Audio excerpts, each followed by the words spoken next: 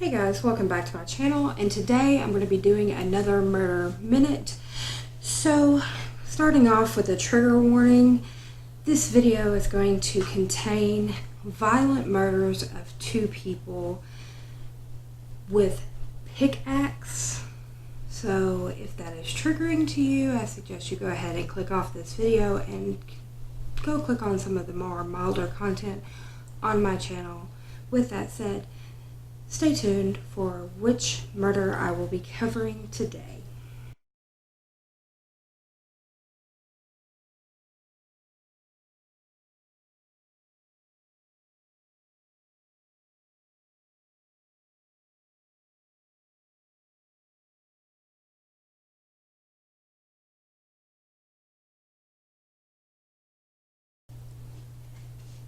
Hey guys, welcome back to my channel, and today I'm covering a murder minute video. Today's video is going to be covering Karla Faye Tucker. This is off of Murder Minute app. I know that it's available on Android devices for free. Not sure about Apple devices. Check in the Apple store for that.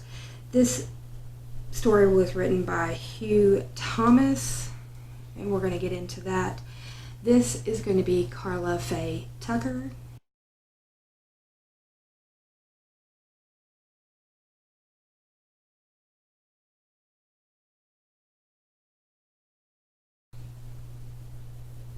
Now briefly, Karla Faye Tucker murdered two people with a pickaxe in a bungled burglary. She was sentenced to death in Texas, but tested society's views on the death penalty and the ability for people to forgive with a widely publicized conversion to Christianity. Now, these murders happened in the late 80s. All of this publicized conversion happened in the early 90s, and the brutality of her crimes did cause a lot of controversy. This was something that was talked about all over the news. This was talked about in political circles, not only in our own nation, but also across the world. So let's talk about Karla Faye Tucker. We're going to start out with Karla Faye Tucker's, the words and the language. Karla Faye Tucker's childhood. So Karla Faye Tucker was born and raised in Houston, Texas. And she was the youngest of three girls in her family. Her mom and dad were married. Everything seemed great. Her dad was a longshoreman for the Port of Houston. The Port of Houston is one of the largest ports in the world. He worked long hours. It is a hard job, and he also did not make a lot of money, but he did end up being able to provide for the family. Now, there eventually was some problems in the marriage, and the marriage began to fail. This proved to be hard on all three girls. So here is what Karla looked like as a young girl.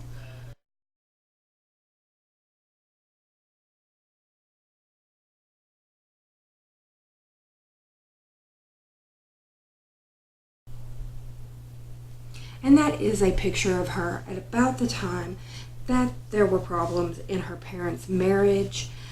And that's about age 8 for her. At this time, all three girls started smoking, even Karla at that young of an age. Karla's parents eventually did file for divorce, and Karla had discovered that her father, the man that she had been calling dad for all these years, was not actually her father.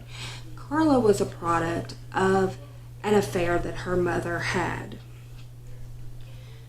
And this led to a lot of problems. Karla was about age 10 when she learned all of this, and by the time Karla was 12, she had started having sex and using drugs to cope with what was going on in her home life. By the age of 14, Karla had dropped out of school, and this is when she started following her mother's life. Her mother had been a groupie. Karla started doing the same thing, and Karla used sex to pay for her bad habits. She started being a groupie for bands and following bands all over the country, such bands as the Eagles, the Allman Brothers, and the Marshall Tucker Band. And so that would put you in the 70s right there. By the age of 16, Karla did marry. She married a mechanic by the name of Stephen Griffin. And at this time, Karla did find what she would say was happiness. However, that ended up being short-lived, as did the marriage. And when she divorced, Karla ended out her teen years in a haze of drugs, sex, and failed relationships. Karla kicked off her 20s hanging out with biker gangs, such as this.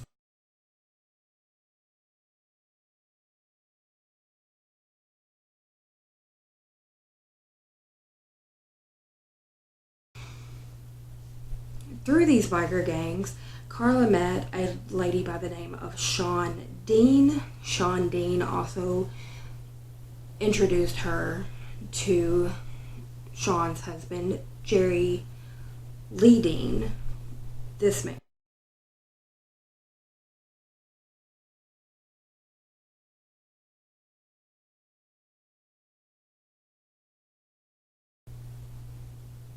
And the trio became fast friends.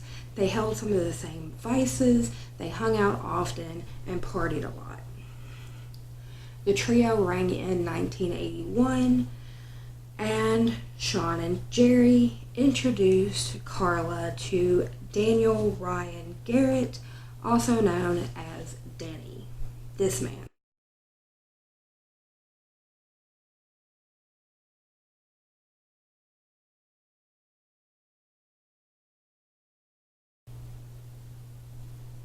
At the time, Danny was 35, Karla was 21, but they began to date immediately. They both shared an addiction to the same drugs, and they were both desperate for money. The couple soon spent an entire weekend partying with their drug of choice and had hatched a plan. They hatched a plan against one of their best friends, Jerry Dean. The couple knew that Jerry had assets that they could sell so that they had money to buy their drugs. That asset was a motorcycle that Jerry was restoring. Karla had found a set of keys that Shawn had recently lost. Karla had even helped Jerry look for the keys. So now they had a way to sneak into their apartment without much work, and they could make the most of it and steal everything that they needed so that they could sell it to get money. So they had planned to do the burglary on Monday, June the 13th of 1983. So Karla and Danny planned to do the burglary early in the morning. They were going to steal the bike, and they already had a buyer lined up. The couple also brought a friend with them by the name of James Leibrandt, probably mispronouncing that name, and this was insurance just to make sure that they weren't outnumbered at the apartment. So Leibrandt brought them to the apartment, he dropped them off, and he went in search for Jerry's El Camino, and just in case you didn't know what an El Camino looked like, this is what it looked like.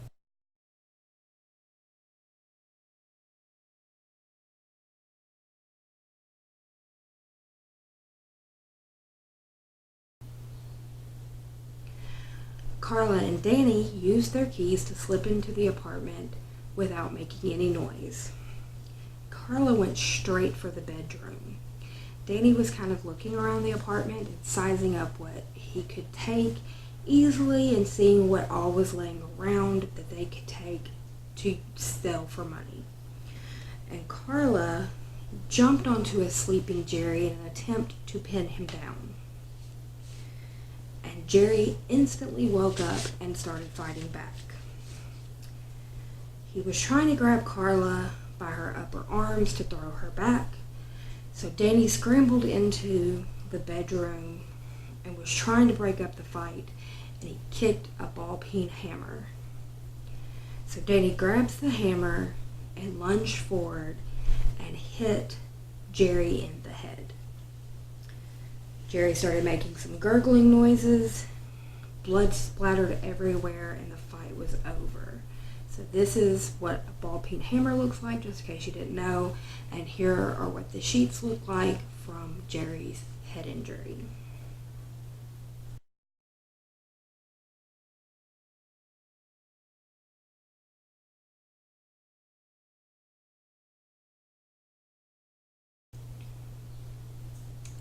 After this, Danny leaves the room and starts collecting motorcycle parts that are all throughout the apartment so that he can sell them. But Karla stays in the room, and Jerry is continuing to make these gargling noises. And he's kind of sputtering, he's very incoherent, and Karla becomes infuriated that he is making these noises.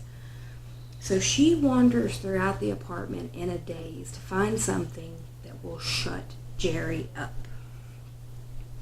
And Karla comes across a 3-foot pickaxe. She grabs the pickaxe and she returns to the bedroom where Jerry is still alive and still making these gurgling, spurting noises. Karla raises the pickaxe above her head and smashes it into his body, and the noises stop. But Karla did not stop.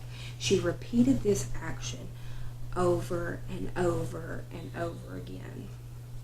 Blood splattered across the bed, the walls, and the ceiling. So this is going to be a picture of a pickaxe and a close-up shot of blood splatter from either the wall or the ceiling.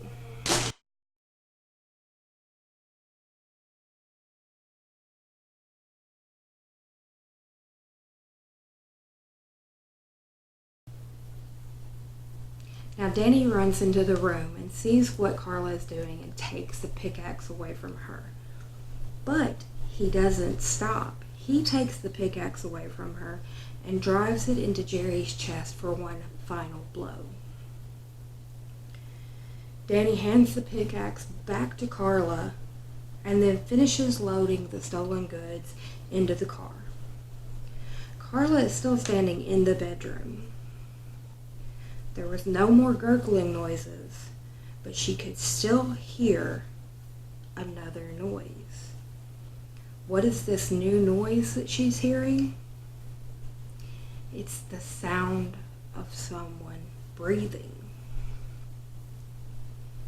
It couldn't be Jerry, because he's definitely dead.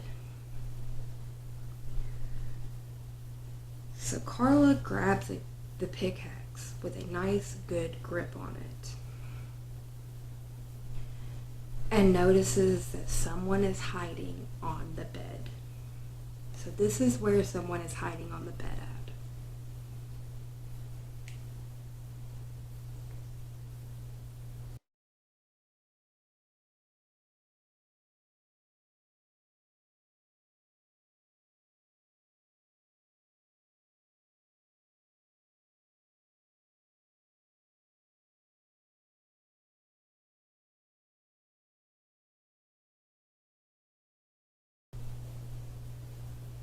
The second victim was a Deborah Thornton, and Deborah had just met Jerry the night before at a party. Debbie tried to escape, but was tangled up in the sheets when Karla swung the pickaxe. Debbie had ducked, and the pickaxe only grazed her shoulder. The two women began to fight.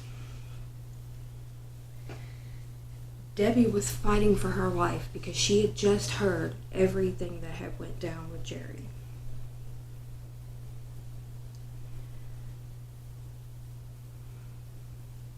Karla couldn't swing the pickaxe because there was not enough room for Karla to swing the pickaxe. By now, Danny has returned, and he pulls the women apart. This gives Karla enough room to swing the axe, and when she did, it hit Debbie in the middle of the chest. Karla pulled back and swung again, and hit Debbie repeatedly. Karla would later confess that each thud of the axe was orgasmic. Let me just put that again. Each thud of an axe hitting this innocent woman was orgasmic. The final blow of the axe drove deep into Debbie's heart, and Karla left the axe in the middle of this woman's chest. Karla, Danny, and James packed up anything worth stealing and drove off into the night as if nothing else had happened. Now, you may be wondering, how was this ever discovered? Did Sean come home and discover this? What happened?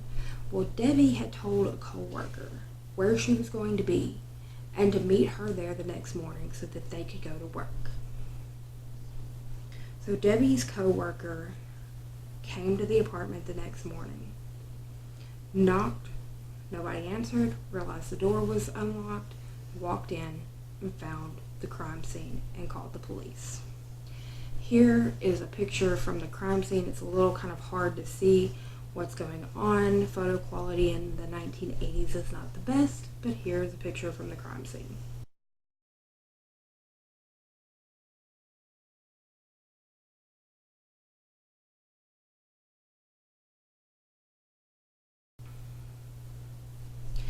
So when officers arrived, they found Jerry's body badly beaten and also realized that he had sustained 20 blows from a pickaxe.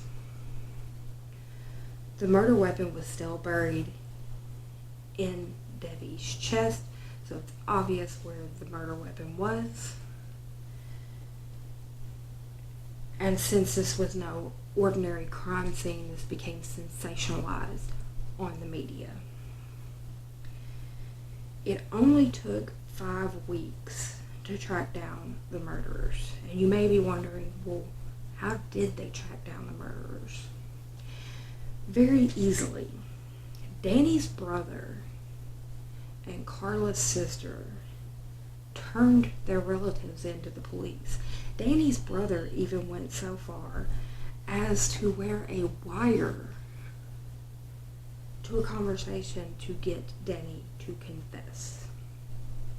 So here's Karla's mugshot and a picture of the pickaxe marked as evidence for you guys to see.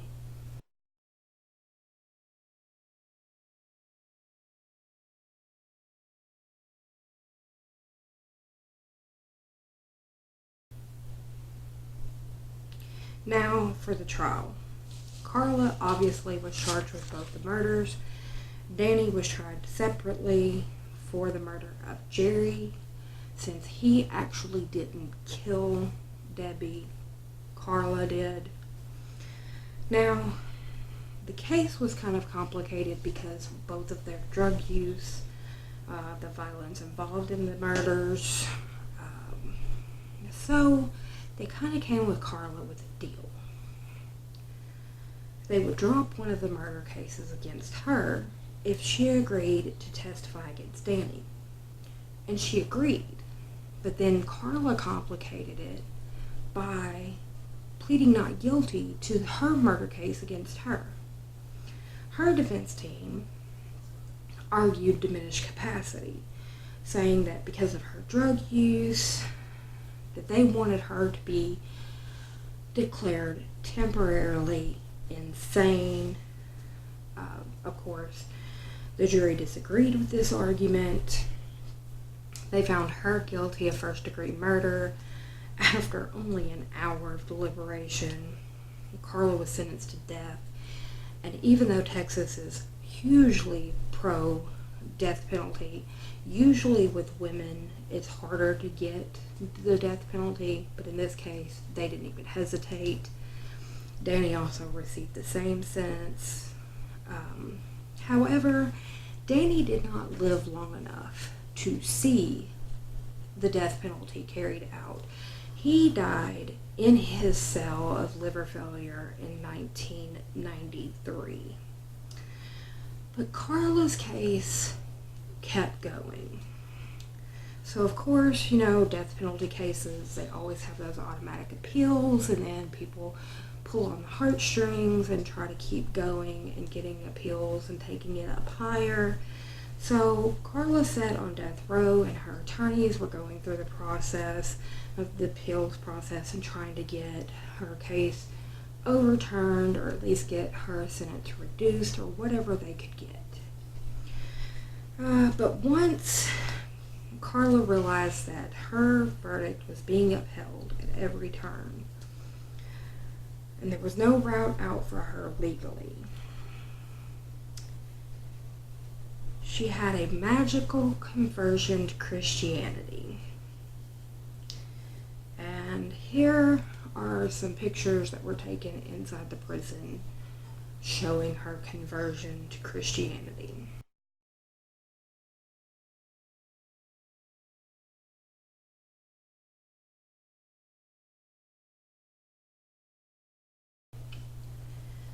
There were several interviews done with her attorneys, people that were connected to her, where Karla claimed that she had seen the error of her ways. She also stated that she had found a copy of the Bible in the prison library, that she had started reading it while she was awaiting trial, and that, quote, "Before I knew it, I was in the middle of my cell floor on my knees. I was just asking God to forgive me." They state that in October of 1993, she officially became a Christian behind bars. She even went on to marry the prison minister, a Reverend Dana Lane Brown. They held a ceremony at the institution for their marriage, and Karla spoke to everyone about her conversion. There were a lot of interviews with Karla about her conversion and about her repentance for her crimes. She stated that as a reformed person, she would have never committed the vicious murders were it not for the drugs that she had taken. So she went back to saying that it was all the drugs, and that was what had made her commit the crimes that she had committed.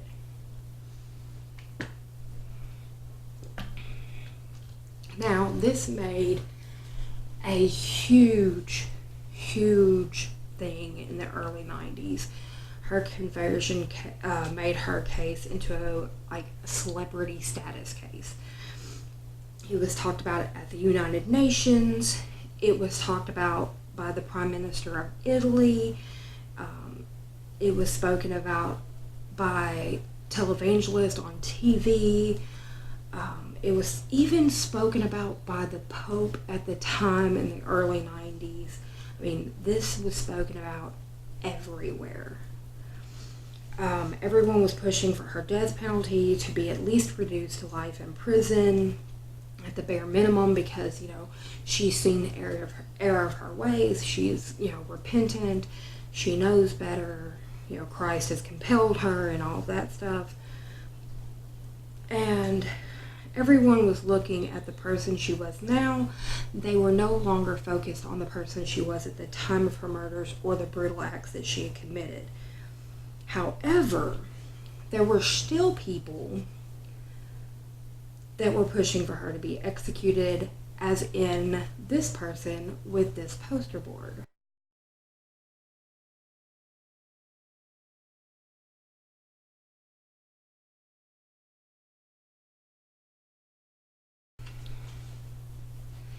And even though Karla may have been converted to Christianity, and even though she may have gathered quite a celebrity following, Governor George W. Bush, he was the governor of Texas at that time, was not swayed, and he denied an 11th hour appeal. So Karla ate her last meal. And her last meal at the time was a banana, a peach, and a salad with ranch dressing. Only 4 people were invited to her execution. That was one of her sisters, her husband, a friend, and a person by the name of Ronald Carson. And here are some pictures for around that time of her execution.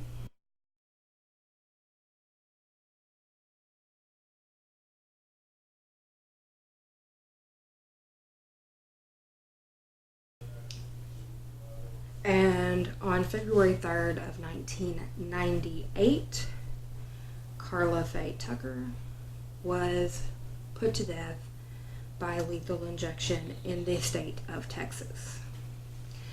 Now, what do I believe of this case? I personally do not follow the whole jail conversion story. Everyone in jail across America seems to have a conversion to Christianity, to Islam, to whatever, once they are in jail. They all repent, they're all changed. And if they would have reduced her sentence, I think that would have been the wrong thing to do, because you are sentencing the person on the acts that they committed. She could have, done anything inside of prison. And you're saying, oh, well, she's repented for her crimes now. Okay, that doesn't change what she did. She brutally murdered 2 people. So, yes, I completely agree with the decision to go ahead and let her be executed. That is my opinion. I know that's probably a horribly unpopular opinion, but that is my opinion. So in the comment section down below, let me know what your opinion is. If you like this video, please give it a like. If you haven't already, go ahead and subscribe. I'm trying to do at least one of these a week. I've done pretty good so far on keeping that schedule. In the description box down below, I have my Facebook, Instagram, Twitter, and email linked. If you have a case that you want me to cover, you can send it to me on any of those platforms. And that is going to do it for this Murder Minute video. And I will see you on the next one. Bye for now, guys.